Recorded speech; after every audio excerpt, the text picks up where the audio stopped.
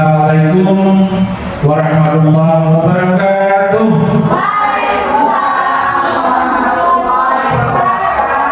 Alhamdulillah, asyhadu an la ilaha illallah wa asyhadu anna Muhammadan abduhu wa rasuluh la nabiyya ba'da. Allahumma shalli ala sayyidina Muhammad wa ala sayyidina Muhammad. Yang menghormati Bapak Ibu dan Guru, pertama sekali marilah sama-sama mengucapkan rasa puji dan syukur pada Allah SWT atas limpah rahmat dan karunia dari semua. Sampai saat ini kita masih diberi nikmat yang berupa kesehatan, kesempatan, sehingga kita dapat hadir di tempat ini.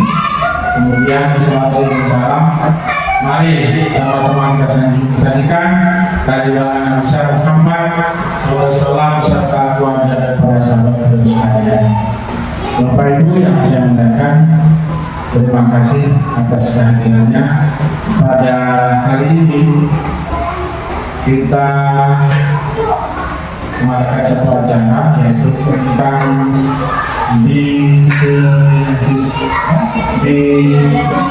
diseminasi mencakupan tentang budaya positif yang akan disampaikan oleh Ibu C kita, yaitu Ibu Sri Mulyati. Kepada Ibu Sri Mulyati kami persilakan. Sementara saya wassalamualaikum warahmatullahi wabarakatuh.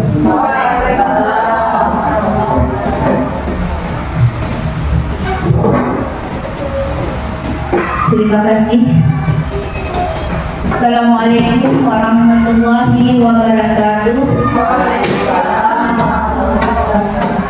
Alhamdulillah rabbil alamin. Wassalatu wassalamu ala asyrafil anbiya'i wal mursalin wa ala alihi wa sahbihi ajma'in. Amma ba'd. Allahumma shalli ala sayyidina Muhammad wa ala ali sayyidina Muhammad. Segala puji yaitu kepada Allah Subhanahu wa taala yang mana oleh Allah pada hari yang berbahagia ini kita masih diberi kesempatan dapat berkumpul bersama-sama di tempat yang kita cintai ini. Kemudian iringan salawat serta salam hari sama-sama kita curahkan yaitu kepada Nabi besar Muhammad Sallallahu Alaihi Wasallam. Yang saya hormati Bapak Kepala Sekolah SDN 1 Jambi, yang saya hormati rekan-rekan sejawat yang sudi kiranya pada hari ini meluangkan waktu sejenak untuk bersama-sama hadir di tempat ini, yaitu dalam pembahasan yang akan saya sampaikan pada hari ini, yaitu mengenai diseminasi modul 1.4 budaya positif. Sebelum saya memasuki dalam pembahasan, tentunya rekan-rekan sejawat pernah mendengar budaya positif. Kira-kira apa itu budaya positif ya? Siapa yang mau memberikan pendapatnya? Dari Ibu Tiwani, kami persilakan. Menurut saya, budaya positif itu adalah kebiasaan-kebiasaan yang baik yang dilakukan di sekolah. Kebiasaan-kebiasaan itu konsisten dilakukan di kelas maupun di lingkungan sekolah. Terima kasih, Bu. Iya, luar biasa. Mungkin ada dari rekan-rekan lain, ada yang ingin mengutarakan pendapatnya? Ada dari Ibu Asmida mungkin?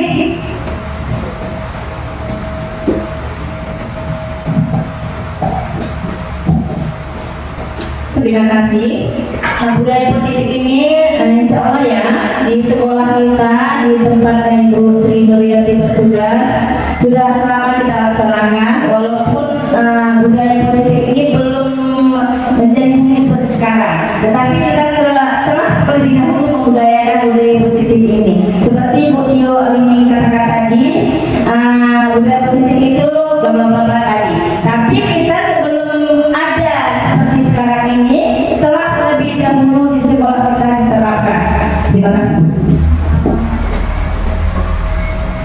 Iya, luar biasa rekan-rekan guru yang saya cintai dan saya hormati. Pendapat yang telah diberikan oleh guru kita yaitu Bu Asmidar sebagai senior di sekolah kita.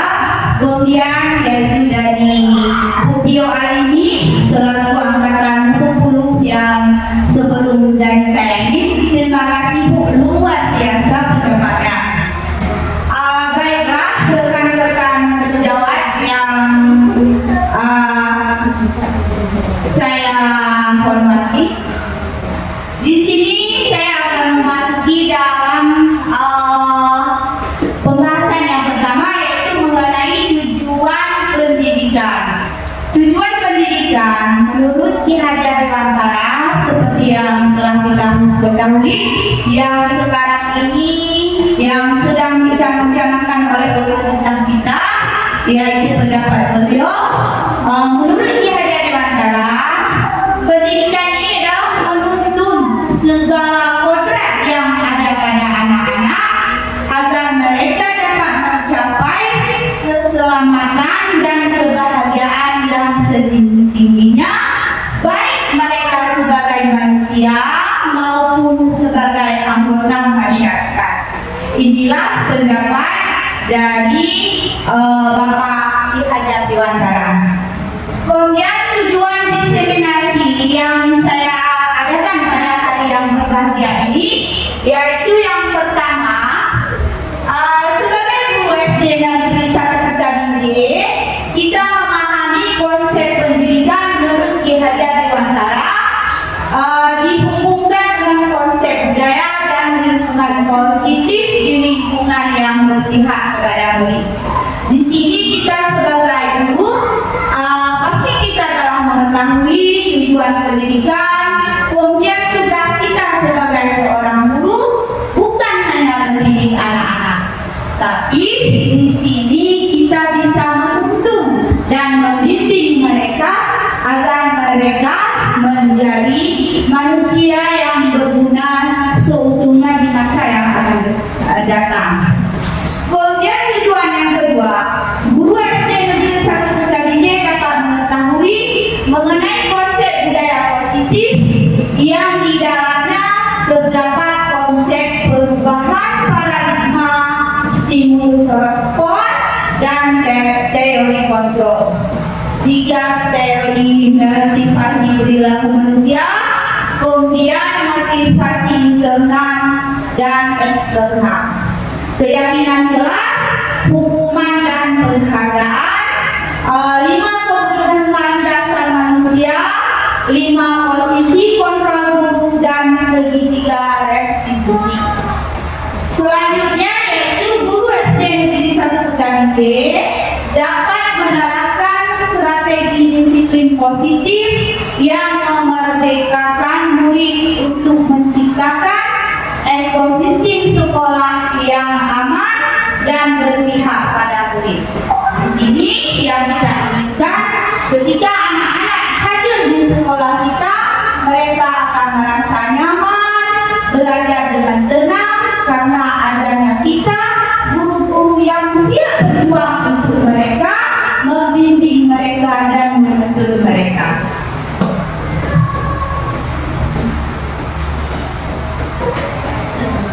Materi budaya positif yang pertama yaitu disiplin positif dan nilai-nilai kebajikan universal.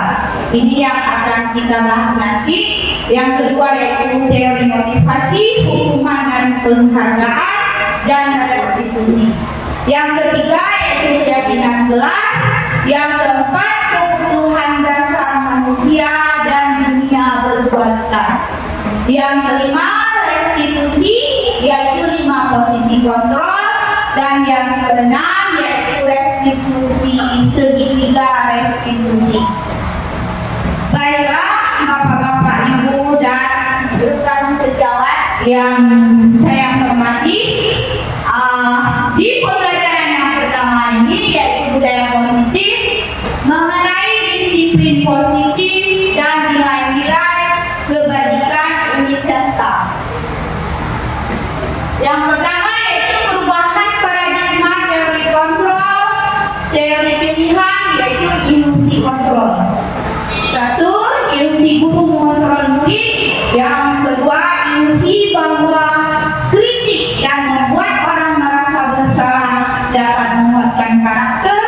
Ilusi bahwa semua penguatan positif, efektif dan bermanfaat, dan ilusi bahwa orang dewasa memiliki hak untuk memaksa.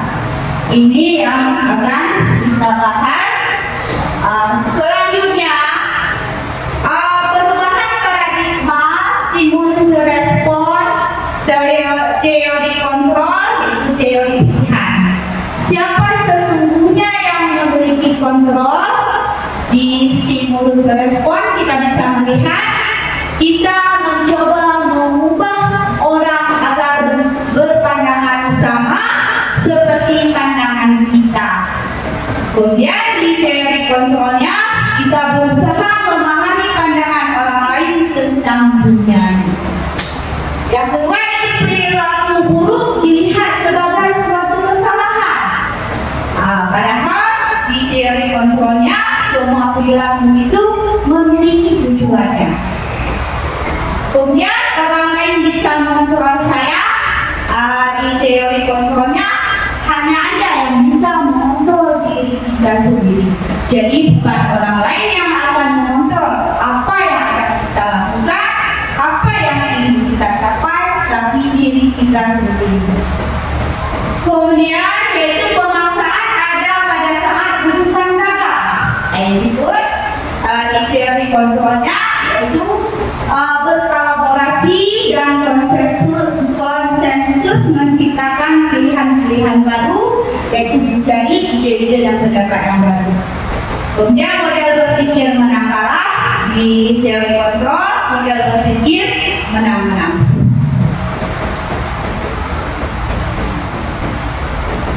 Baiklah rekan-rekan sejawat, nampaknya di acara kita ini kita karena mungkin waktunya pun sudah menunjukkan angka jam-jam yang sangat itu bisa kita katakan, yaitu sebelum saya melanjutkan di disiplin positif agar kita kembali bersemangat, ketika saya menyatakan SD satu kita ibu atau bapak bisa menjawabnya luar biasa. Bisa kan semuanya? Kita coba ya. SD satu kita luar biasa. Sekali lagi ya. SD satu kita luar biasa. Udah kita mulai akan merasa bersemangat kembali. Saya akan melanjutkan terus, yaitu di disiplin positif, teori kontrol, menurut Dr. William Nestor. Yang pertama itu Anda tidak bisa mengontrol orang lain, hanya Anda yang bisa mengontrol diri Anda. Mana disiplin belajar kontrol diri, yaitu dengan menggali potensi kita agar tercapai tujuan yang mulia, yang sesuai menjadi seseorang yang kita inginkan berdasarkan nilai-nilai yang hargai. Kemudian semua perilaku memiliki tujuan, yaitu teori motivasi. Satu, untuk menghindari hukuman, kedua, untuk mendapatkan imbalan, ketiga, untuk menghargai diri sendiri, nilai-nilai diberikan universal. Ini keyakinan kelas. Kemudian model berpikir menang-menang, kolaborasi dan konsensus menciptakan pilihan-pilihan baru, yaitu termasuk dalam 5 posisi kontrol. Yang pertama di sini kita sebagai penghukum, kemudian guru bisa juga menjadi pembuat rasa bersalah pada anak. Yang ketiga, guru sebagai teman. Yang keempat, guru berperan sebagai pemantau. Dan yang kelima, yaitu guru menjadi seorang manajer. Ini adalah segitiga restitusi. Ada 3 langkah. Yang pertama, menstabilkan identitas. Yang kedua, validasi kebutuhan. Dan ketiga, menanyakan keyakinan. Di realitas, di kebutuhan kita ini berbeda. Kita berusaha memahami pandangan orang lain tentang dunia ini. Setiap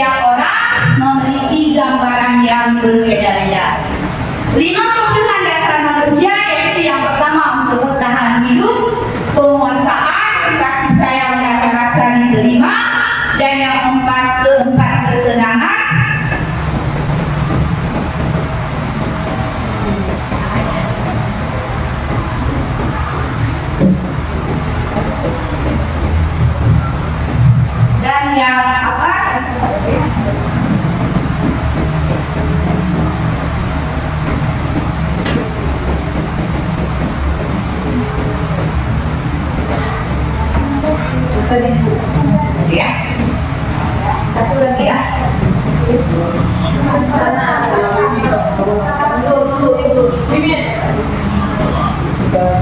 Mimi aja depan.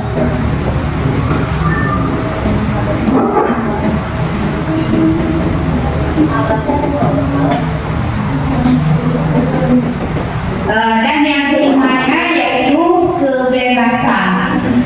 Di sini saya bisa memberikan contoh, ada suatu kasus seorang anak yang datang terlambat, kemudian anak itu tidak memakai sepatu seperti yang sudah dibuat di sekolah, itu anak ini memakai sepatu warna lain. Sebenarnya seharusnya dia memakai sepatu warna hitam. Anak-anak ini sudah datang terlambat, salah memakai sepatu, ya kan?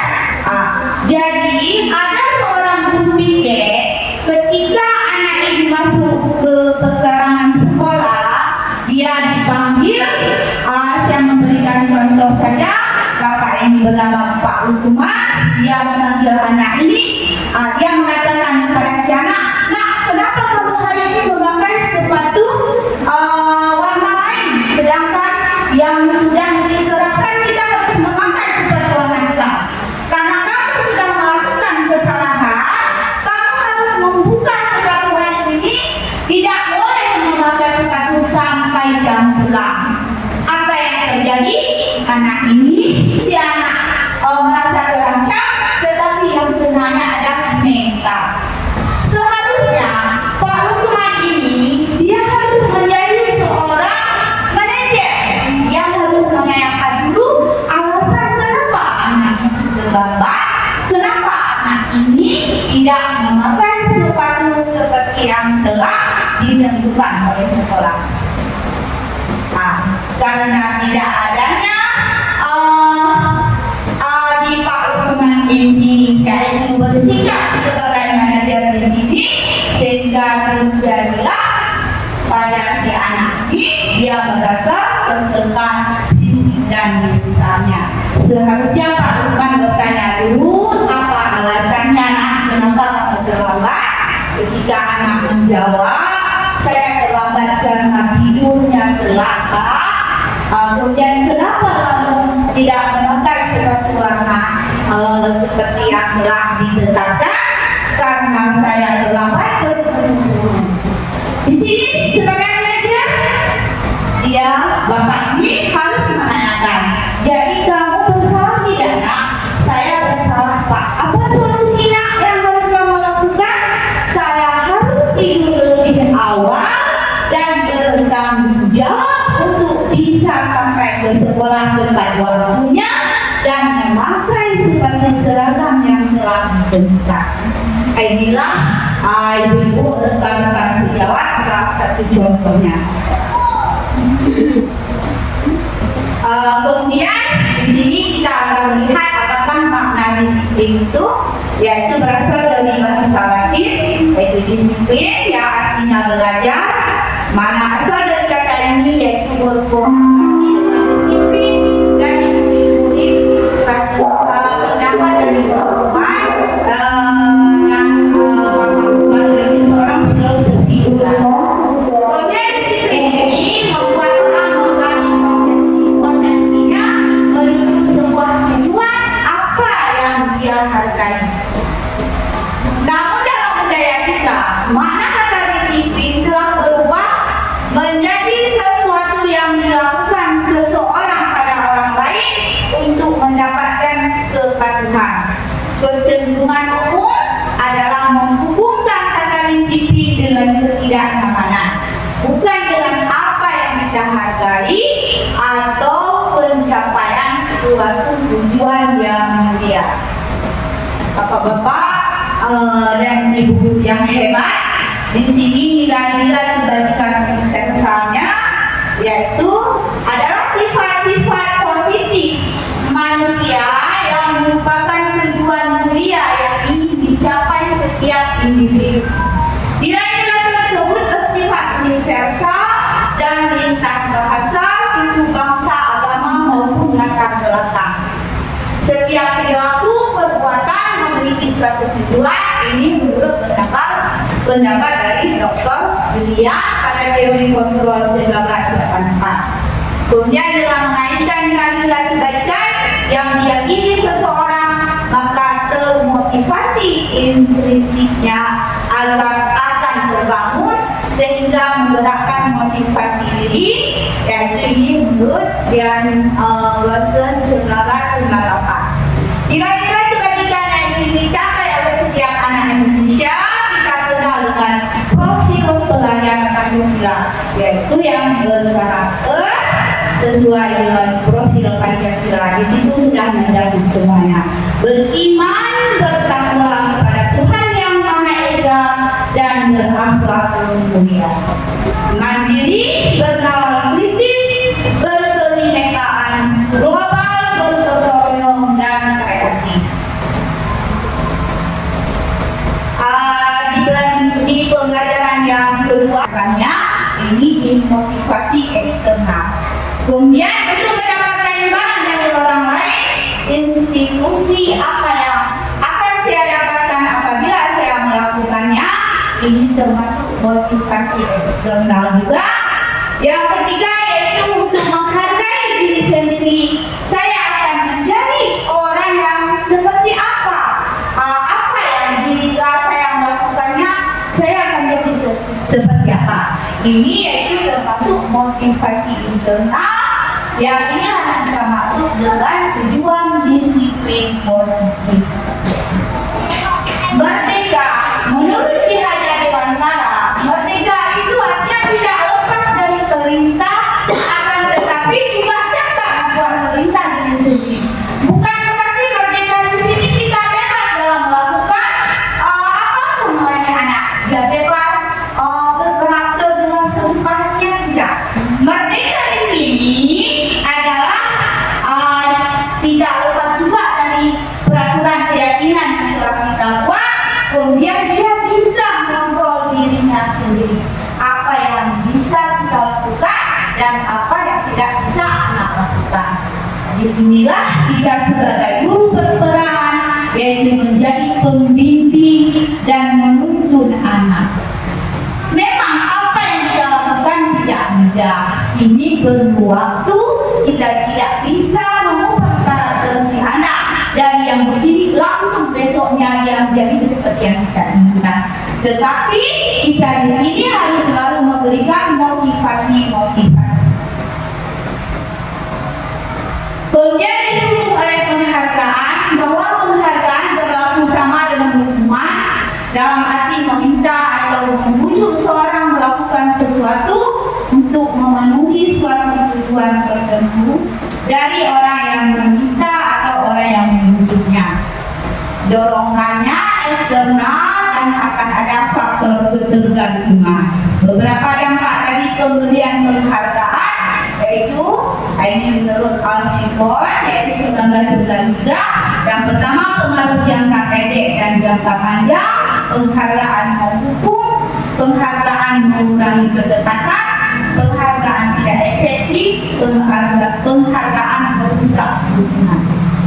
Dihukum oleh penghargaan yang pertama yaitu penghargaan menurunkan kualitas, kemudian penghargaan mematikan kreativitas, dan penghargaan mengurangi motivasi intrinsik.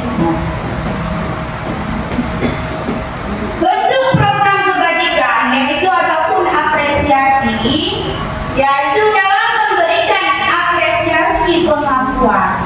Perlu diingat beberapa hal. Yang pertama yaitu memberi pengakuan secara khusus, kemudian memberi pengakuan secara pribadi, memberi pengakuan kepada semua murid dengan bergantian, memberi pengakuan secara konsisten dan fokus pada proses.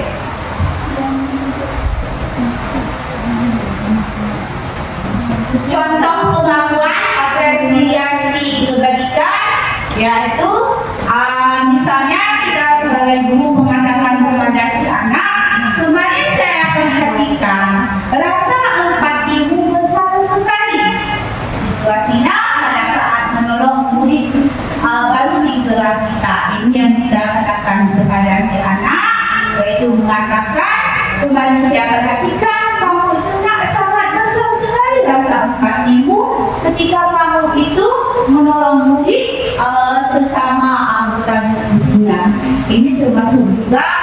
dalam contoh pengakuan yaitu apresiasi kebajikan. Kemudian saya menghargai kepedulianmu pada saat kamu membantu teman-temanmu di tugas kelompok. Contoh selanjutnya, terima kasih untuk rasa tanggung jawabmu pada saat kamu memungut kertas-kertas yang berserakan di lantai. Ini termasuk juga di dalam contoh pengakuan yaitu apresiasi kebajikan. Tindakan guru, ini contoh ya, mencatat 100 kali di dalam buku kalimat.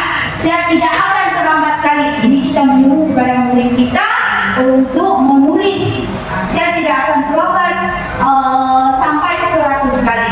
Ini hukuman atau konsekuensi menurut ibu-ibu? Gimana Bu? Hukuman atau konsekuensinya apa? Hukuman. Iya, bagus sekali. Hukuman kan? Yang kedua, lari menuju lapangan basket 2 kali karena kamu terlambat hadir ke sekolah. Ini pun hukuman. Iya, hukuman juga.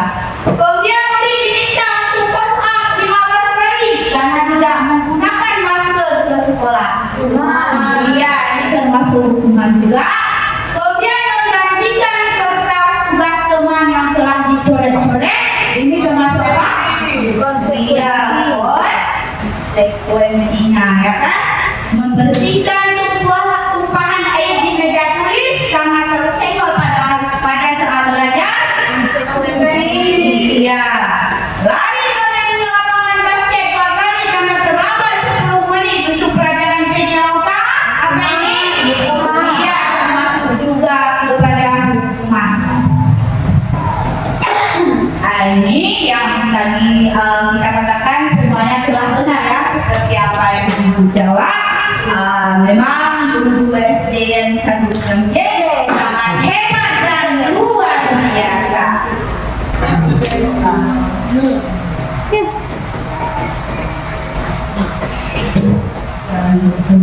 Apa di sini? Sesuatu yang menyakitkan harus terjadi membuat anak sakit, baik dari fisik maupun hatinya. Ini terjadi dalam waktu jangka yang panjang. Ini di hukumannya. Ketika kita membentak anak, memberikan hukuman yang padahal kita tidak tahu alasan kenapa dia melakukan ini, apa yang terjadi? Anak ini akan merasa ada perasaan dendam di hatinya. Ketika melihat guru, saya marah sama bapak, saya marah sama ibu. Kenapa? Karena beliau memberikan hukuman tanpa mengetahui apa penyebabnya. Mungkin anak tidak membuat tugas karena semalam dia sakit, atau mungkin dia terlambat karena tadi dia harus bolak-balik ke WC dulu. Tanpa alasan, tanpa bertanya, kita akan menghukum anak ini. Inilah yang terjadi dalam waktu yang lama. Padahal di konsekuensinya itu apa? Membuat anak merasa tidak nyaman dalam jangka waktu yang pendek. Kemudian di rumah lagi, anak akan membenci kedisiplinan ini. Itu kemudian dipaksaan dan dorong anak menyakiti diri sendiri. Ada anak seperti ini karena mentalnya kena, karena setiap anak berbeda-beda. Tidak ada anak yang sama karakternya. Ada anak saya daripada dihukum lebih baik tidak sekolah hari ini. Ada yang seperti itu. Tanpa kita sadari, kita sebagai guru telah membuat fisik ataupun mental mereka terkena, sehingga anak tidak mau sekolah lagi, tidak merasa nyaman berada di lingkungan sekolah. Kita lanjut, Bu.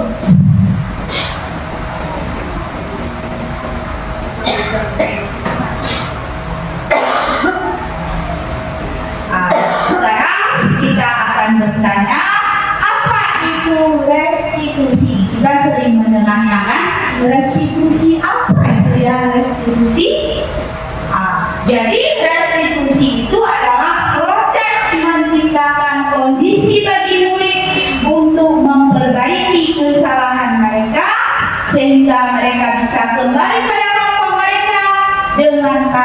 yang lebih kuat.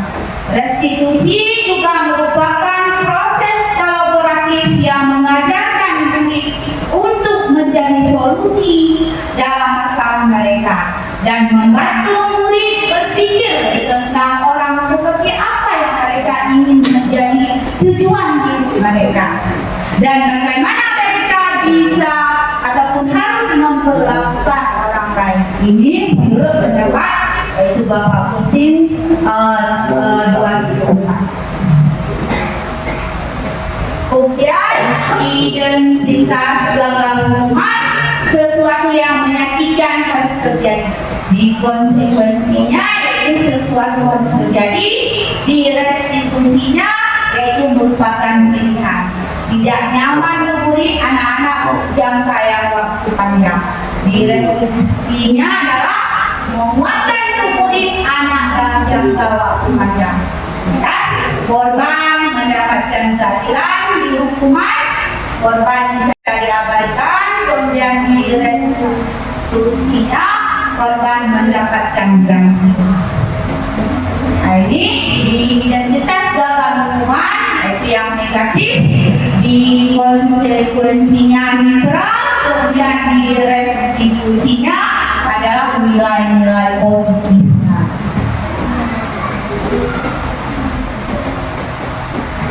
Belajar dari kesalahan apa yang telah anak buat. Kemudian yang kedua memperbaiki hubungan dan yang ketiga ada tawaran bukan paksaan. Jika anak melakukan kesalahan, kita akan memanggil mereka bukan di tempat umum. Kalau bisa kita akan memanggil mereka secara pribadi di ruangan.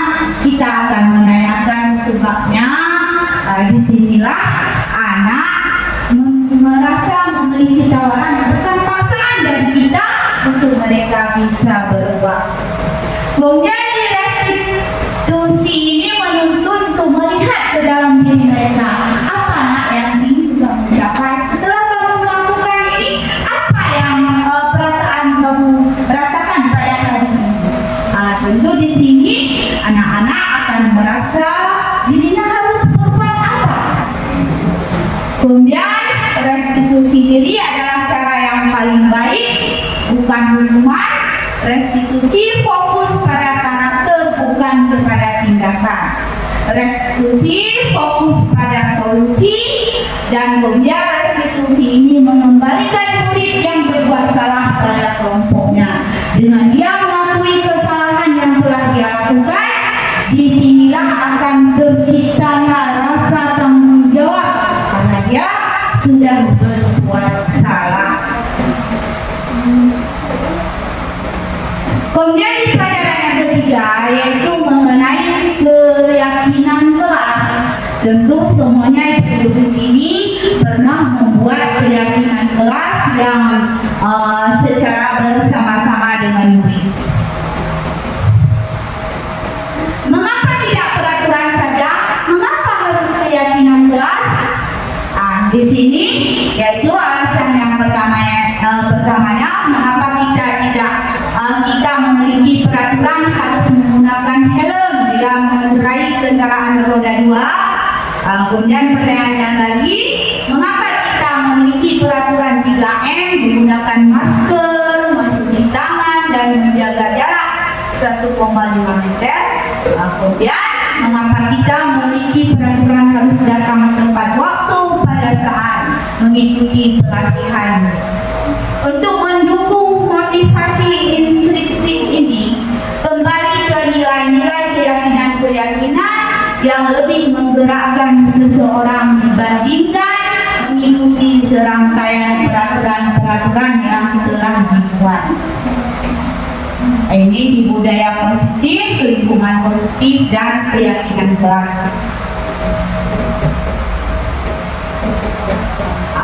Mana yang merupakan keyakinan kelas? Mengapa? Ini ada poster ya yang saya paparkan, yaitu di keyakinan kelas. Ini contoh dulu ya kesepakatan kelasnya. Yang pertama, datang tepat waktu, mengucapkan salam, menjaga kebersihan sekolah, berdoa sebelum dan sesudah melakukan kegiatan, yang sabar ya. Kemudian di kesepakatan kelasnya, kami guru dan murid saling menyayangi. Nah, itu yang kita buat kesepakatan kelas, ini contoh. Kemudian kami murid yang semangat belajar, kami murid yang peduli dengan teman-teman. Ini ada rasa sosialnya. Kegiatan pendalaman keyakinan kelas ini bisa kita lihat di tabel D dan G.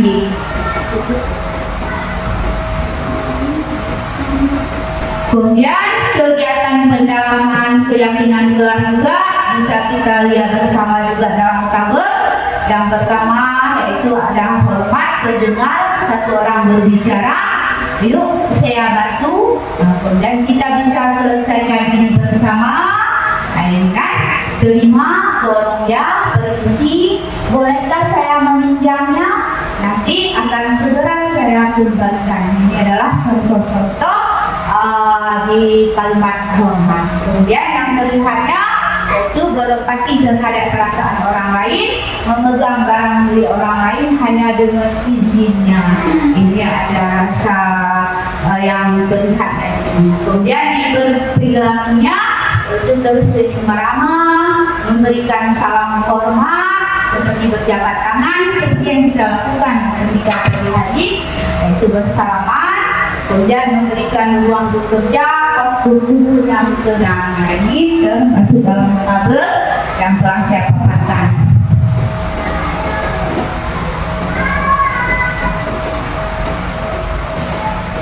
Kita lihat di peraturan dan keyakinan kelas. Di peraturannya selalu kembalikan buku ke tempatnya. Kemudian dilarang mengganggu orang lain, hadir di sekolah 15 menit sebelum pembelajaran dimulai, dilarang melakukan kekerasan, dilarang menggunakan narkoba, bergantian atau menunggu giliran, gunakan masker, jangan berlari di kelas atau di pondok.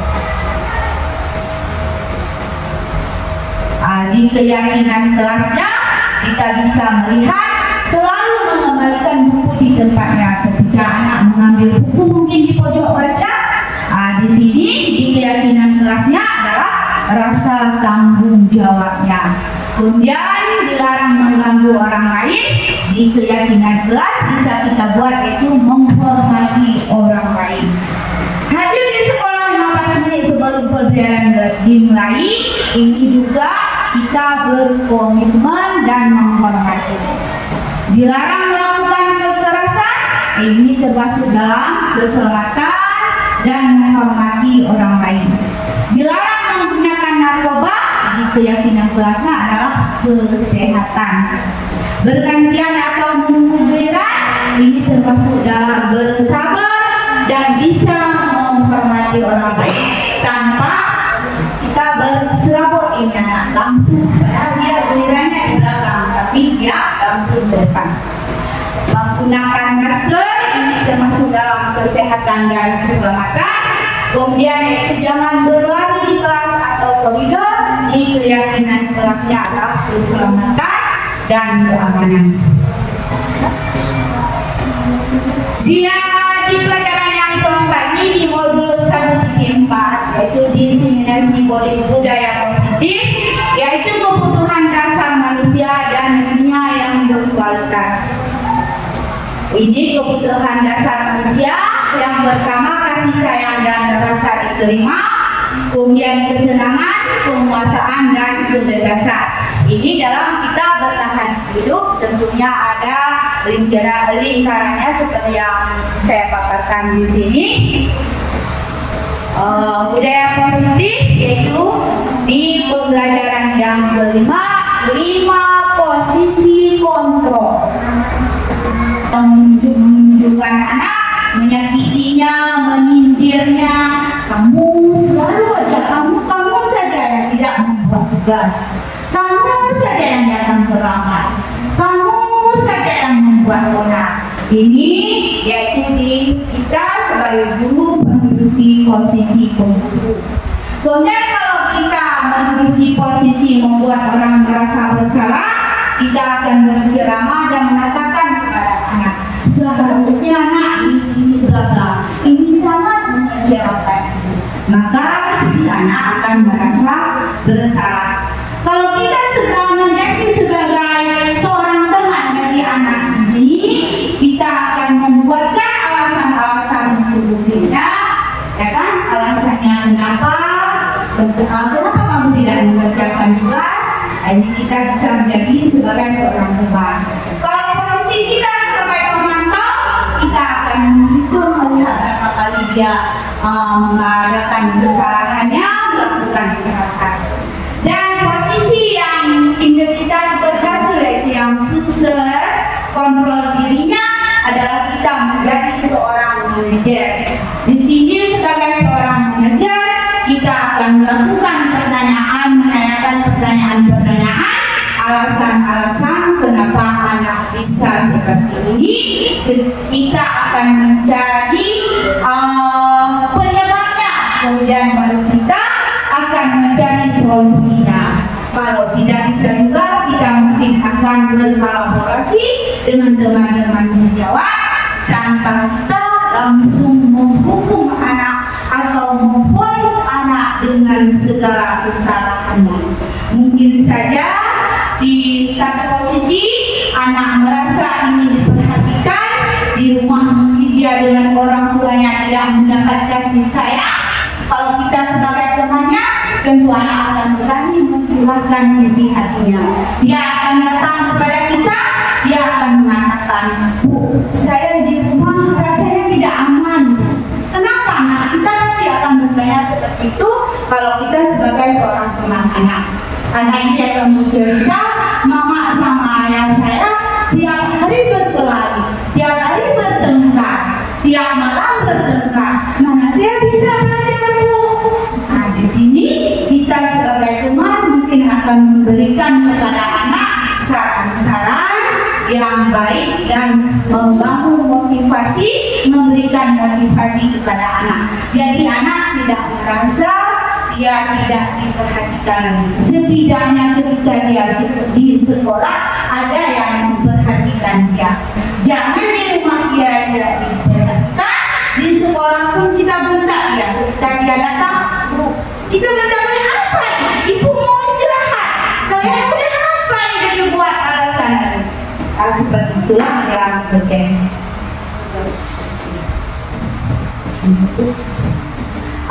Ini di pernyataannya ya. Saya kecewa sekali dengan kamu. Ini siapa yang mengatakannya?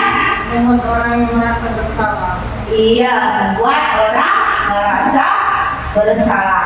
Kemudian, itu kamu tidak pernah benar melakukannya. Ini iya, ini menghukum kena anak. Kemudian, apakah kamu mau mendapatkan stiker bintang hari ini? Ini apa, Bu? Memantau. Iya, di sini posisinya yaitu memantau. Bagaimana kamu bisa menyelesaikan masalah ini? Iya, ini kita dulu sebagai manajer, kita menanyakan kepada anak bahwa bagaimana anak ini menyelesaikan masalahnya. Misal saya berikan satu contoh, ketika dua orang anak berkelahi dalam kelas, terjadi tonjok-menonjok, yang satu anak merungkut kancing baju kawannya, sehingga anak satu lagi menangis, ya kan? Bajunya sudah terbuka semua, yang satu lagi pun mukanya sudah lebam-lebam. Ini yang terjadi. Maka posisi kita sebagai seorang teman dan manajer, kita akan memanggil dua anak ini, memberikan mereka arahan, menanyakan kepada mereka. Kita tanyakan, "Nah, ketika kamu sudah berbuat salah seperti ini, kawan kamu sudah kancing bajunya terbuka semua, apa yang bisa kamu lakukan untuk menutupi kesalahan kamu, memperbaiki kesalahan yang telah kamu lakukan?" Ini anak ini menjawab, "Saya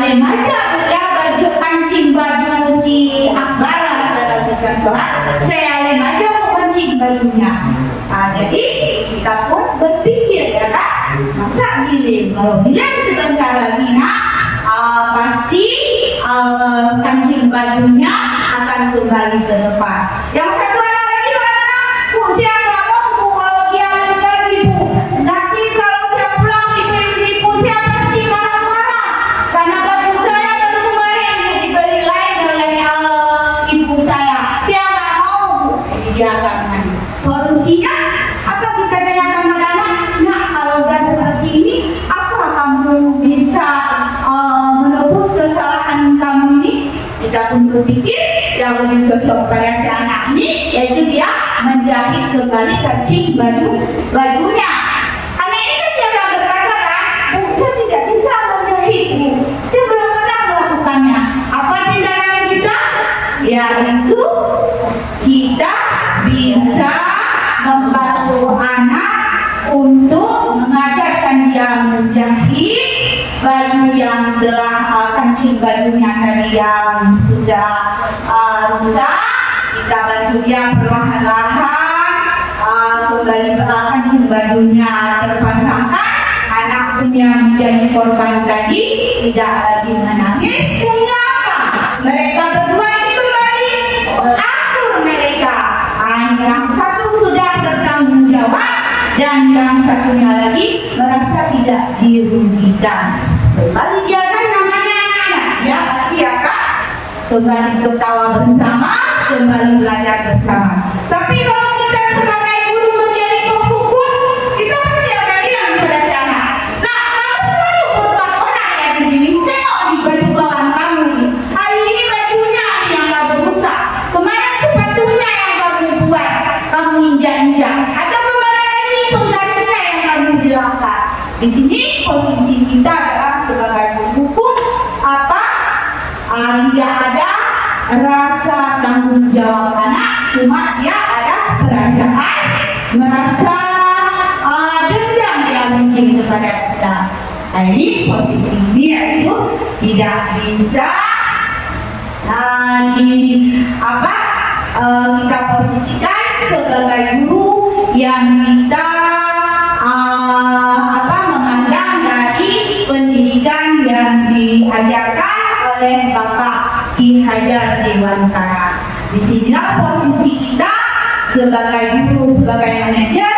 Memang apa yang kita perbuat tidak mungkin berubah dalam satu kali putaran, satu semester mungkin. Ini membutuhkan waktu yang lama.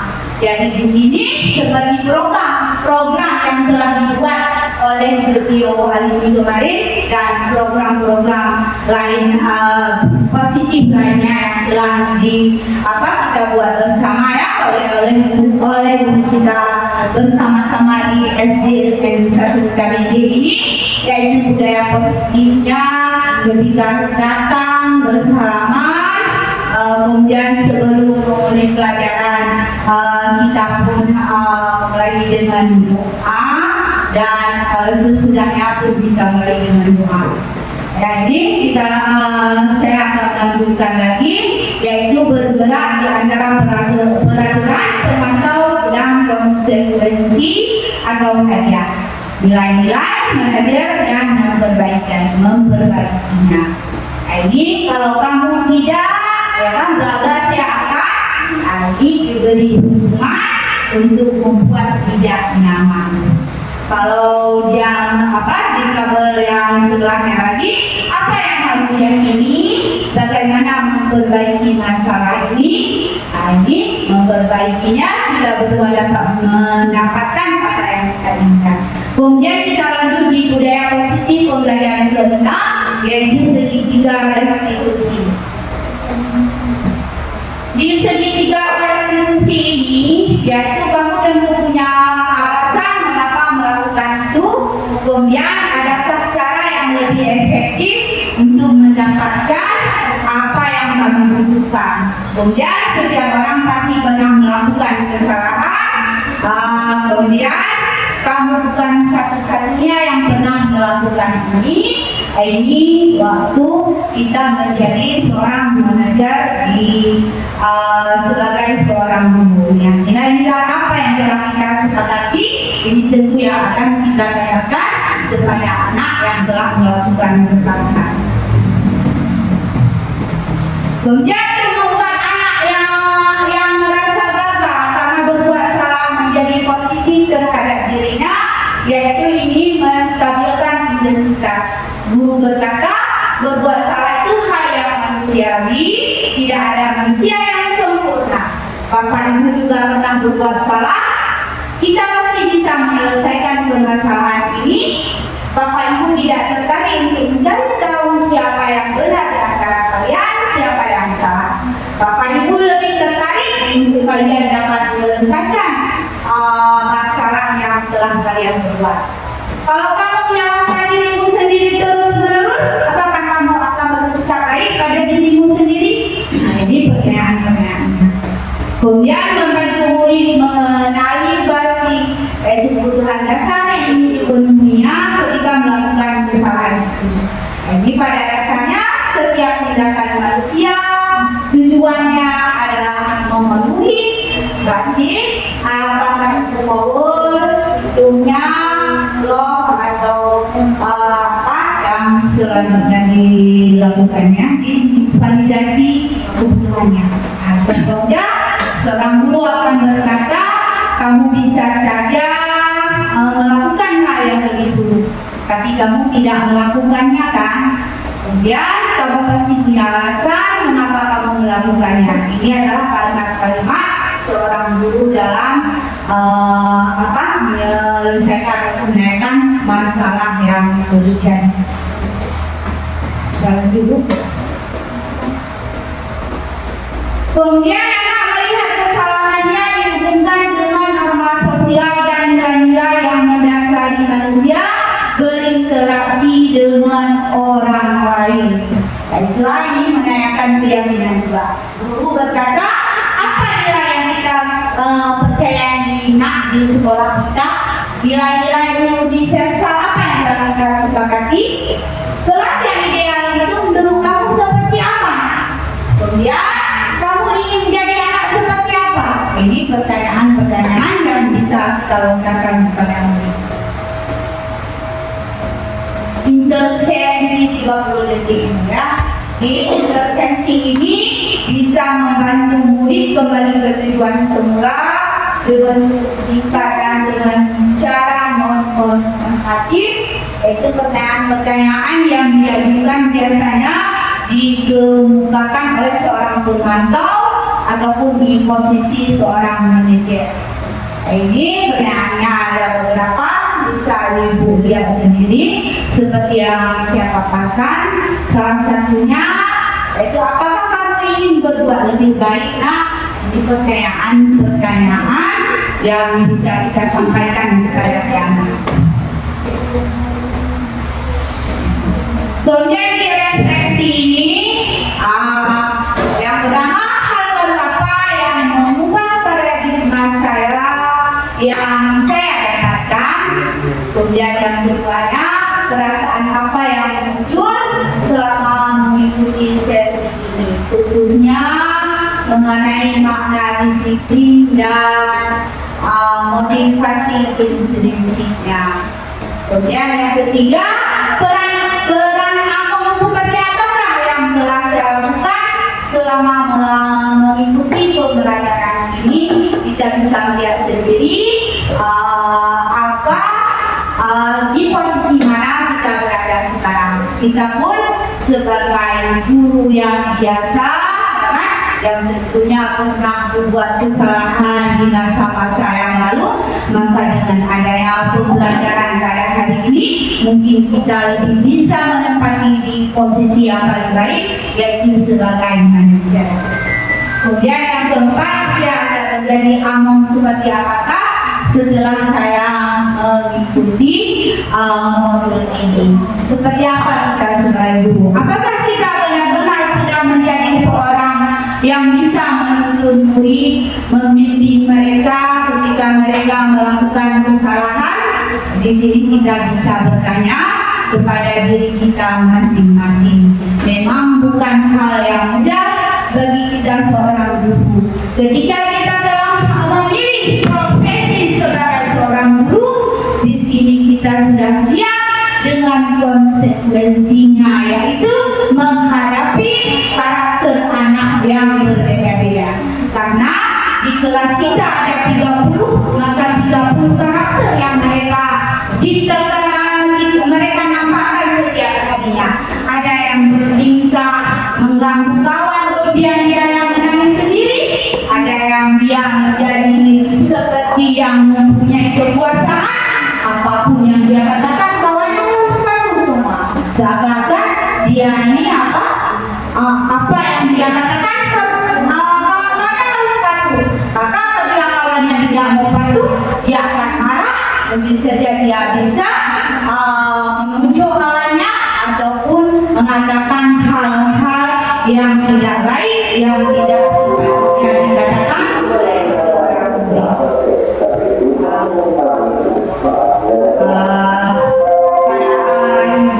Semuanya, terima kasih telah memberikan kepada saya, sehingga saya telah bisa menyelesaikan modul di 134 ini, yaitu diseminasi budaya positif, yang kita harapkan dengan adanya modul ini kita bersama-sama bisa menjadi guru yang lebih baik, dapat memposisikan diri kita sebagai yang diharapkan oleh Bapak Ki Hajar Dewantara. Sebelum saya akhiri, bolehkah sekali lagi kita memberi semangat, ya kan?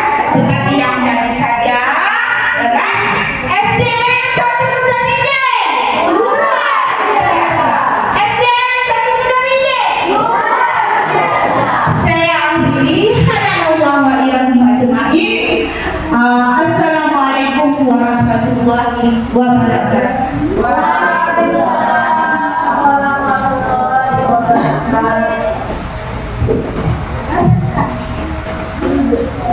Terima kasih kita ucapkan kepada Sri Nuryati yang telah menyampaikan paparannya. Mudah-mudahan apa yang telah disampaikan tadi dapat kita terapkan di dalam kita melaksanakan aktivitas kita di sekolah ini, yaitu tentang pelaksanaan budaya. Demikian, billahi taufiq wal hidayah. Wassalamualaikum warahmatullahi wabarakatuh.